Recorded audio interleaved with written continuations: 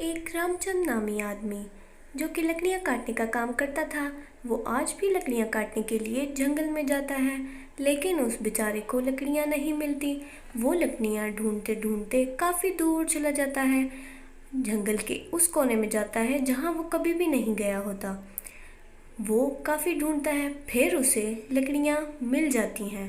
वो लकड़ियों को देख के बहुत खुश हो जाता है और जाते ही काटना शुरू हो जाता है तो आवाज़ आती है, अरे कौन है ये ससुराल साले ने कमर ही तोड़ दी हमारी। इसको क्या हम ही मिले थे, पहले से ही हम आधे हैं, इसको क्या दिखाई नहीं देता।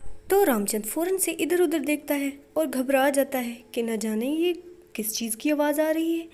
फिर वो दोबारा काटने शुरू हो जाता है तो पीछे से आवाज़ आती है, अरे वे इधर देखो, इधर क्यों मार रहे हो तुम हमारे दोस्त को? हैं तुम्हें पता नहीं है कि वो पहले ही बीमार है, वो तो पहले ही आधा है और तुम आए बड़े। इधर मेरी तरफ देखो। और तुम्हें कहा किसने कि तुम इधर आओ? हाँ, आए तुम किस लिए हो? तो नीलम आंटी पीछे से कहती है, हाँ कवल, अच्छा सुना रही हो, और भी सुनाओ इसको।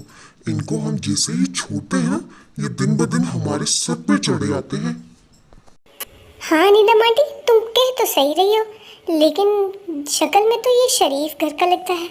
मुझे लगता है ये लकड़ियों के लिए आया होना है बेचारा, लेकिन फिर भी ये बिना पूछे किसी को कैसे ऐसे मार सकता है? तो इनकी बातें सुनते ही रामचंद सहम जाता है और कहता है, ओह, मुझे मुझे माफ़ कर दो, मैं गलती से आ गया था। वो मेरी गलती नहीं थी, मुझे नहीं पता था, मैं तो लकड़ियाँ लेने आया था। मुझे माफ़ कर दो, मैं आइंदा कभी नहीं आऊँगा यहाँ। बस मुझे जाने दो यहाँ से। अच्छा अच्छा, अब आ ही गए हो तो ज़्यादा नखरे ना दिखाओ तुम। जो लकड़ियाँ की हैं वो ले जाओ साथ, लेकिन हाँ, आइंदा कभी यहाँ आने की कोशिश ना करना तुम, वरना अपनी हालत के जिम्मेदार तुम खुद होगे, समझे? ये सुनते ही रामचंद लकड़ियाँ उठा के वहाँ से चल देता है और उसको वो भयानक पेड़ याद आ रहे होते हैं और वो बहुत डर जाता है। वो जाते ही अपने सेठ को सारी बात बताता है तो फिर उसको सेठ कहता है, हाँ, तुम सही कह रहे हो।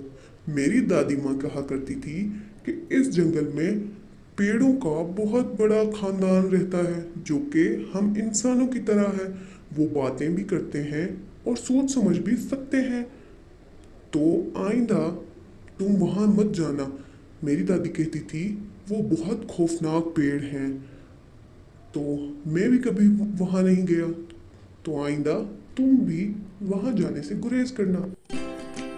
अगर आपको हमारी ये वीडियो पसंद आई तो हमारे चैनल को सब्सक्राइब, वीडियोस को शेयर और लाइक करना ना भूलें।